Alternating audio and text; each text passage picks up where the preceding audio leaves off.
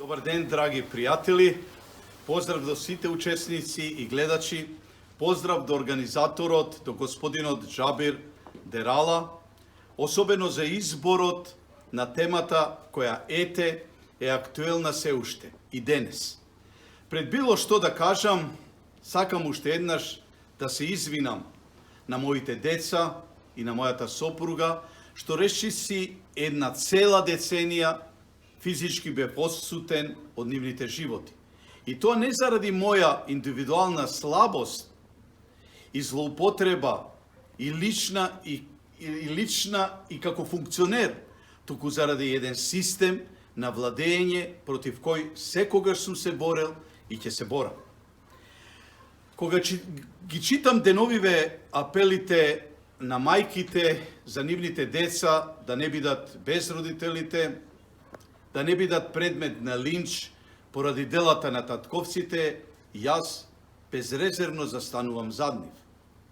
Независно што нивните сопрузи или сопруги одговараат за криминал, а не за патриотизам, дали се невини или виновни. Јавноста знае дека јас сум бил мета речиси на сите режими. Од екс-Југославија до денес немало режим кој не ме прогонувал и немало режим пред кој не сум бил изнесен пред суд. Навикнат сум да живеам со тоа, а и моето семејство, кое заедно со мене поминало низ пеколот од неправди. Но фала му на Бога, имаме меѓусебна љубов, разбирање и почит и тие условно речено обиди за медиско линчување, монтирани судски политички процеси, затвор и уште повеќе нас како семејство и како луѓе не споиле. Но факт е дека тој период, скоро една деценија, самување за Македонија, ми одзема многу од мојот живот. Јас најдобро знам какво е чувството да си осуден на правдина, но знам и за каква татковина сум се борел и уште се борам, и каква сакам да биде и ќе биде мојата Македонија.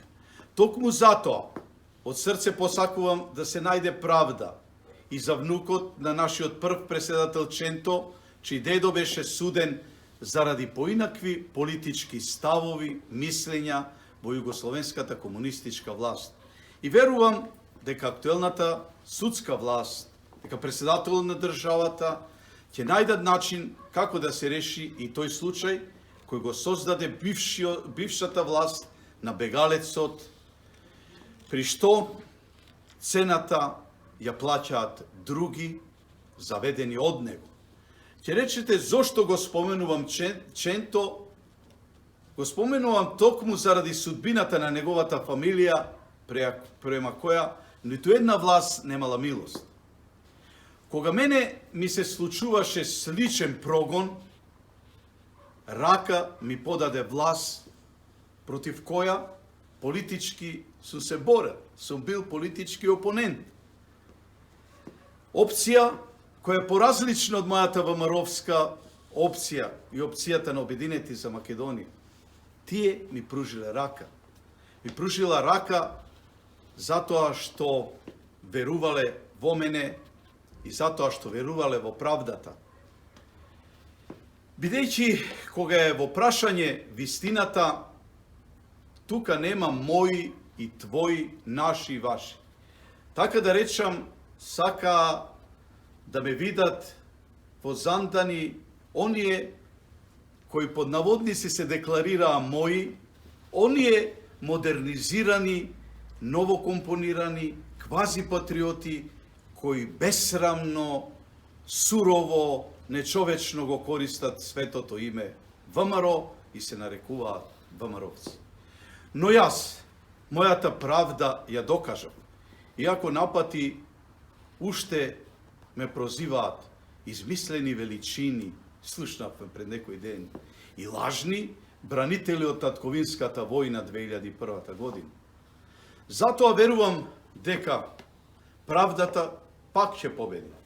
И во случајот на младиот Ченто, кој треба да излезе од затвор, а на негово место да дојде креаторот на овој криминал, хаос и жив песок од кој мака мачиме и после 2,5 години од слобода да се извлечеме.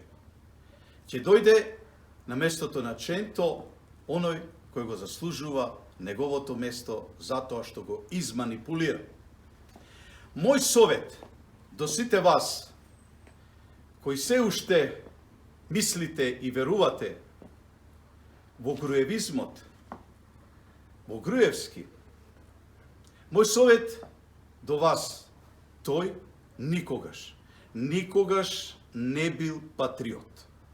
Никогаш не верувал во Македонија. Еднаш на едни парламентарни избори многу јасно кажа дека со Македонија владе банда криминална. Тоа се криминалци на кои им е гајле, ама ич им е гајле за судбината на својот народ, на своите луѓе, кои денес ги оставија, како што вели нашиот народ, на цедил. Кои денес веруваат во нив, во тој груевизам, да им порачам дека тие се лажни патриоти и дека верувањето во груевизмот е верување во нешто што е надвор од вредностите на ВМРО. Ретко кој има сила, а ја имам разбирање за следбениците на Груевски да признаат, ретко кој има сила да прифати дека следел слеп, лукав, себичен водач, кој следел едно политичко страшило, едно политичко чудовиште, кој можне лагодно Белиот дворец од Скопје си го замени со друг дворец во Пешта, во Будимпешта, но задржувајќи ги букурешките манири. Оттаму се обидува да командува, мислејќи се како голем лидер. Да, тој е лидер. Навистина е лидер за креирање на хаос, криминал, издајство на собствената татковина, кукавичлук, интриги и се што е типично за такви луѓе. Еве и новите дечки од ВМРО ДПМН, поточно кои се продолжена рака на својот будимпештански ментор, ме обсервираат.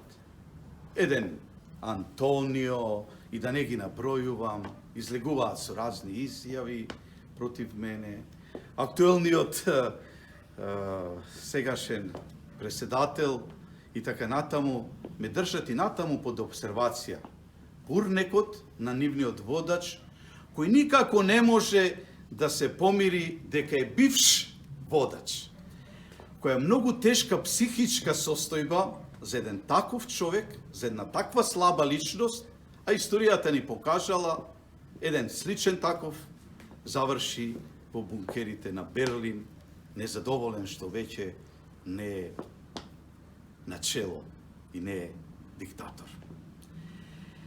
Јас повторно сум им инспирација за да добиваат политички поени и повторно истата реторика дека некој е предавник, а тие се тобожни патриоти. Сакам да појаснам нешто, да им стане јасно. Јас, господинот Зоран Заев, не го почитувам нити затоа што ми е прв братучет, нити затоа што ми е другар од детството. Го поддржувам и почитувам и му оддавам почит затоа што има храброст и се нафати во најтешкото македонско време да се справи со подмолниот рак во општеството кој го зајадува нашиот систем, да го острани, ако треба, и со хируршки запад. Гледате ли колку рецидиви на едно страшно македонско време имаме и денес? Гледате ли колку подаништвото кое го заговараше Груевски не може да се искорени? 2 години и пол е краток период, објективно, и не може да се залечи нешто што е разјадувано една цела деценија. Уште помалку да се измени перцепцијата на следбениците на режимот на Груевски. Гледајќи го сето ова, после се што сум доживеал јас сум, верувајте, најкомпетентниот во државата да кажам, не дај Боже, власта да те земе на око, како вели нашиот народ, или на пик. Да те земе, не дај Боже, платенички новинар на пик, кој секојдневно ќе монтира и ќе прикажува лаги за тебе, за твојата партија, за твојата личност. Не дај Боже. Зборувам од аспект колку треба да се бориме, барем медиумскиот простор да биде слободен во вистинска смисла на зборот. Да имаме слобода на медиумите, слобода на говорот, слободно да размислуваме и слободно да живееме. А за најболната тема во општеството, за судството, за тоа треба да разговараме надолго и на широко за реформите кои не може да се направат на брзина, а и резултатите да ги очекуваме преку ноќ. Но факт е дека се прави и дека се поместија работите од мртвата точка, од оној жив песок во кој ја остави Македонија режимот. Кога јас велев дека опасни криминалци, дека банда криминална владее со државата, тогаш